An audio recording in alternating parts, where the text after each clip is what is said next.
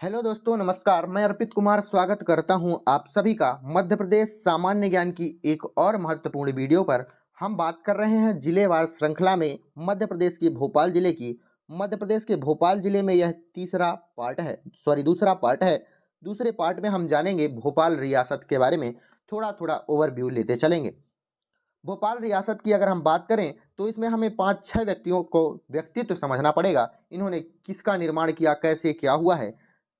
रानी कमलावती के बारे में जानना होगा, दोस्त मोहम्मद खां के बारे में, कुदसिया बेगम के बारे में हमें जानना पड़ेगा, और सिकंदर जहां बेगम के बारे में, शाहजहां बेगम, हमीद उल्ला खां के बारे में हमें जानना पड़ेगा। चलिए बढ़ते हैं, रानी कमलापति के बारे में जानते हैं। इनके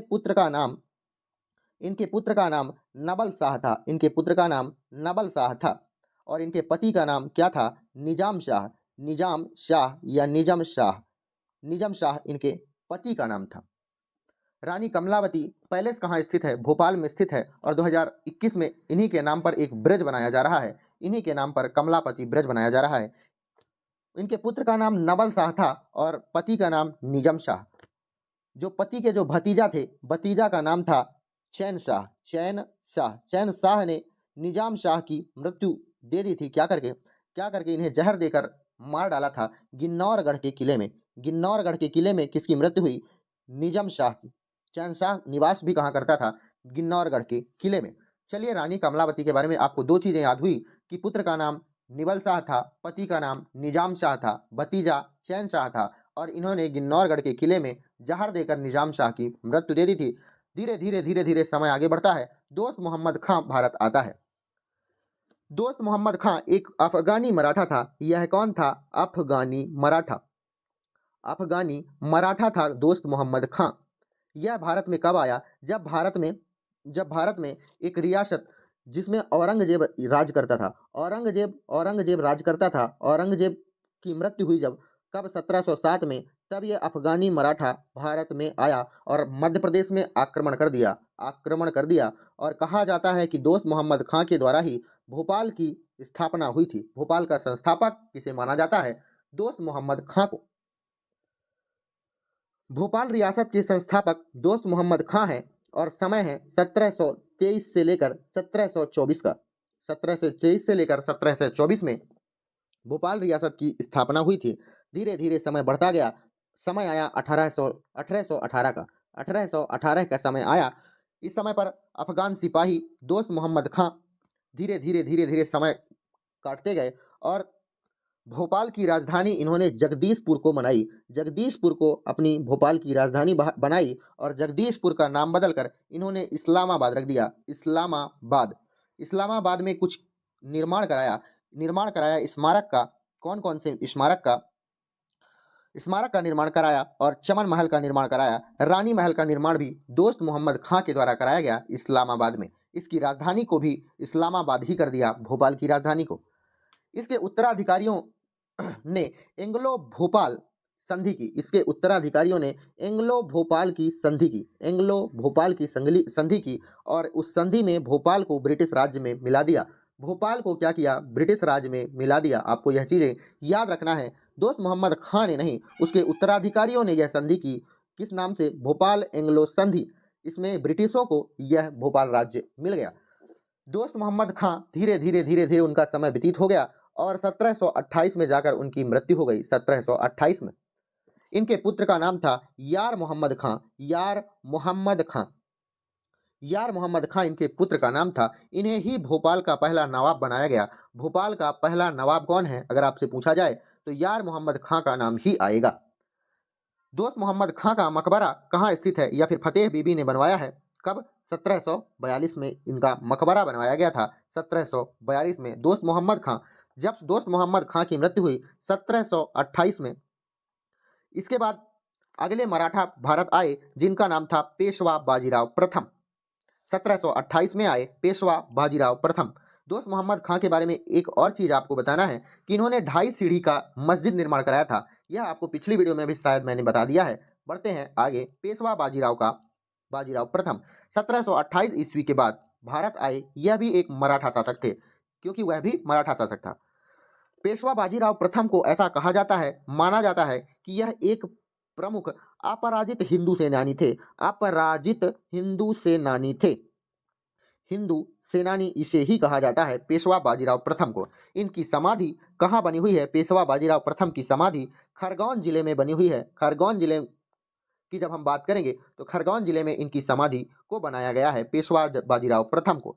जब पेशवा बाजीराव प्रथम भारत में राज्य करने आए, भोपाल में राज्य करने आए, तो हैदराबाद के निजाम बाजीराव से जीत नहीं पाए। बाजीराव की जीत नहीं हुई हैदराबाद के निजाम से। आपको बताना है कि उस समय हैदराबाद के निजाम कौन थे जिनके साथ संधि की गई थी?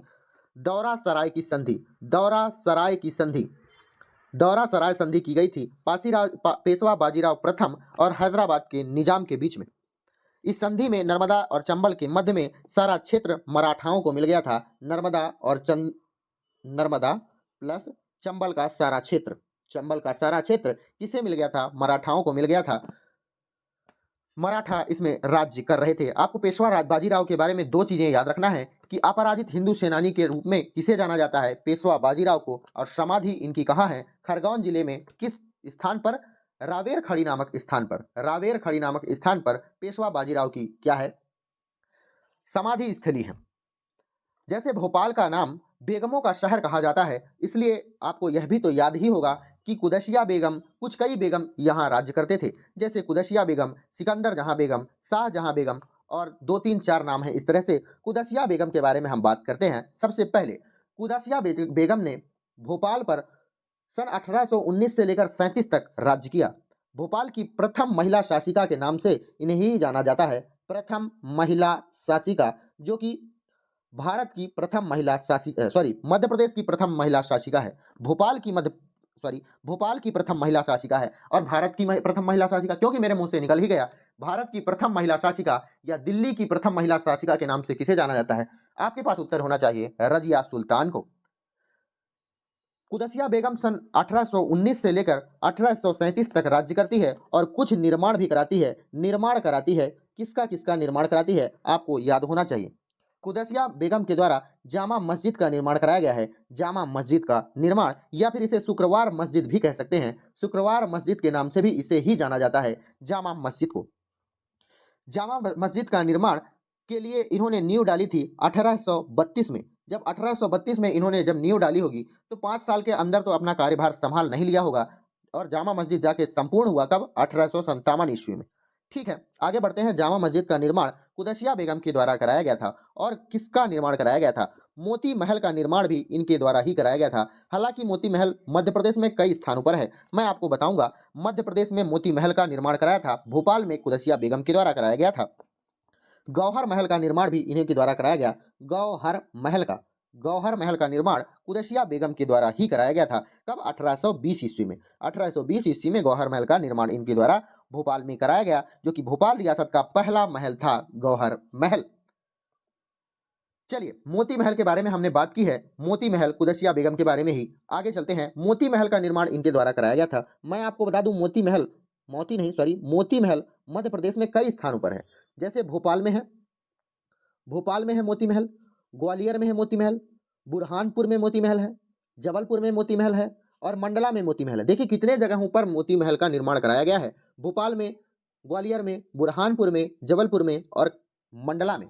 आपको यह याद रखना है कि मोती महल कहाँ कहाँ स्थित है। कभी कभी ऑप्शन में आपको 3 नाम दे दिए जाते हैं और एक इनसे अलग दे दिया जाता है। आपको बताना है कि मोती महल कहाँ स्थित नहीं है। ऐसे प्रश्न मोती महल से पूछे जाते हैं, इसलिए मैंने आपको इस तरह से बताया है। अगली शासिका का नाम था सिकंदर जहां बेगम। इनका समय काल 1844 से लेकर 1868 के बीच में आता है, मतलब 1857 इनके ही बीच में आएगा। 1857 जब भारत में क्रांति हुई थी, भोपाल की बागडोर इन्हीं के द्वारा संभाली गई थी, सिकंदर जहां बेगम का। लेकिन बात तो यह है कि यह अंग्रेजों का समर्थन कर रहे थे। यह बात अच्छी नहीं लगी। हमारे मध्य प्रदेश के होने के बाद भी यह अंग्रेजों का समर्थन कर रहे हैं। चलिए कोई बात नहीं। इनका मूल नाम मोती बीबी के नाम से भी इन्हें जाना जाता है। मोती बीबी के नाम से भी सिकंदर जहां बेगम को जाना जाता है। इन्होंने मोती मस्जिद का निर्माण भी कराया है। मोती मस्जिद का निर्माण इनके द्वारा ही कराया गया है। मोती मस्जिद में मोतिया पार्क भी बनाया गया है। मोती मस्जिद का निर्माण जब इन्होंने कराया तो मोती मस्जिद के निर्माण में, मोती मस्जिद में सिर्फ 2 चीजों को लगवाया। इसमें सिर्फ सफेद पत्थर और लाल पत्थरों का निर्माण ही किया गया है। मोती मस्जिद का निर्माण किन पत्थरों से किया गया है? आपके पास ऑप्शन होना चाहिए, उत्तर होना चाहिए सफेद संगमरमर और लाल पत्थर से किया गया है मोती मस्जिद का निर्माण। आगे बढ़ते हैं शाहजहां बेगम के बारे में। शाहजहां बेगम ने भोपाल में ताजमहल का निर्माण कराया है। भोपाल में एक ताजमहल है, उनका निर्माण भी इनके द्वारा कराया गया है। भोपाल में क्या है? ताजमहल। ताजमहल का निर्माण, भोपाल के ताजमहल का निर्माण शाहजहां बेगम के द्वारा ही कराया गया था। हालांकि मध्य प्रदेश गवर्नमेंट ने, एमपी गवर्नमेंट ने इसे हेरिटेज होटल बनाने के लिए लीज पर दिया हुआ है आजकल। लीज पर दिया हुआ है आजकल। मध्य प्रदेश में ताजमहल का निर्माण शाहजहां बेगम के द्वारा ही बनाया गया था और ताजुल मस्जिद का निर्माण भी इन्हीं के द्वारा कराया गया है। ताजुल मस्जिद, ताजुल मस्जिद का निर्माण इन्हीं के द्वारा कराया गया है। चलिए ठीक है, आगे बढ़ते हैं। ताजुल मस्जिद, मस्जिदों का ताज इसे कहा जाता है। ताजुल मस्जिद को मस्जिदों का ताज कहा जाता है। इसका निर्माण प्रारंभ हुआ सन 1866 से और इसे रोक दिया गया था। 1771 में इसका निर्माण कार्य रोक दिया गया था। इसके बाद इमरान खां और मौलाना शहीद के द्वारा 1985 में इसका निर्माण पूरा कराया गया। ताजुल मस्जिद का निर्माण, हर 3 साल में यहाँ इस्तिमा उर्स का मेला भी लगता है नवंबर महीने में। कौन सा मेला लगता है? इस्तिमा उर्स का मेला। शाहजहां बेगम के बारे में बात समाप्त होती है। आगे बढ़ते हैं। खुसरो जहां बेगम या फिर सुल्तान जहां बेगम के नाम से भी इन्हें जानते हैं। इनका समयकाल था 1901 से लेकर 1926। मुस्लिम होने के कारण अलीगढ़ मुस्लिम विश्वविद्यालय के प्रथम चांसलर के रूप में इन्हें जानते हैं सुल्तान जहां बेगम को। अलीगढ़ मुस्लिम यूनिवर्सिटी इन्हीं के द्वारा या फिर प्रथम चांसलर इन्हीं को माना जाता है। जो महल निर्माण इनके द्वारा कराया गया था खुसरो जहां के द्वारा, तो शौकत महल का इनके द्वारा निर्माण कराया गया था। शौकत महल का भोपाल नगर, जो कि आजकल भोपाल नगर निगम कार्यालय वर्तमान में बना हुआ है। मिंटो हॉल का स्थापना इनके द्वारा ही की गई थी 1901। और मिंटो हॉल की निर्माण कब हुआ है? 1909 में। मतलब इनके द्वारा ही कराया गया होगा मिंटो हॉल का निर्माण, जो कि मध्य प्रदेश का पुराना विधानसभा भवन भी है। आगे बढ़ते हैं। आगे इनके नाम क्या है? खुसरो जहां बेगम के बाद हमीदुल्लाह खान 1926 से लेकर 1960, हाँ 1960 तक मध्य प्रदेश में इनका शासन था। 1960 तक, इसका मतलब जब भारत आजाद हुआ था, भारत के आजादी के समय हमीदुल्लाह खां ही यहाँ की बागडोर संभाल रहे थे। जब भोपाल स्वतंत्र हुआ 1948 को, तब यह जाकर भोपाल रियासत मध्य प्रदेश भारत में मिली नहीं थी। उस समय पर भोपाल रियासत यहाँ चालू थी। हमीदुल्लाह खां यहाँ के शासक थे। हालांकि 1948 में कुछ मांग उठी, आंदोलन किया। रतन कुमार जैसे प्रमुख नेताओं ने, रतन कुमार के नाम से मैं आपको बता देता हूँ, नई शाह या नई राह पत्रिका का निर्माण या निर्माता किनके द्वारा किया जाता था? रतन कुमार के द्वारा। भोपाल में इन्हीं के शासनकाल में जलियांवाला बाग हत्याकांड हुआ था। जलियांवाला बाग कांड हुआ था जिसमें 4 लोगों की मौत हुई। भोपाल में भी, याद रखिएगा, जलियांवाला कांड कहाँ हुआ? भोपाल में ही हुआ। अमृतसर को तो आप जानते हो, लेकिन भोपाल को नहीं जानते हो। 1938 में इन्हीं के शासनकाल में जलियांवाला बाग कांड हुआ था, क्योंकि जाफर खान यहाँ तिरंगा लहराना चाहते थे आज़ादी से पहले। तिरंगा लहराने को लेकर नर्मदा के किनारे क्या हुआ? जलियांवाला कांड हुआ था। जलियांवाला बाग कांड कितनी बार हुआ है? 3 बार हुआ है। 4 बार हुआ है। पहली बार 1938 में हुआ, 1938 क्योंकि हम अभी पढ़ रहे हैं, भोपाल में हुआ यह कांड। और आप सभी को याद है कि जलियांवाला बाग हत्याकांड 13 अप्रैल सन 1919 में भी हुआ है। सभी जानते हो अमृतसर में हुआ है यह वाला कांड, अमृतसर में इस डेट पर। एक बार छतरपुर में हुआ है 14 जनवरी को सन 1931 को। 14 जनवरी सन 1931 में छतरपुर में हुआ है, उर्मिल नदी के किनारे। एक बार भोपाल में भी हुआ है 11 जनवरी के दिन। चलिए यहाँ पास इस वीडियो का समापन हम करते हैं, क्योंकि प्रमुख रियासत में जितने व्यक्तियों का व्यक्तित्व था यहाँ पास समाप्त होता है। आपको मिलते हैं किसी अगली वीडियो में। धन्यवाद।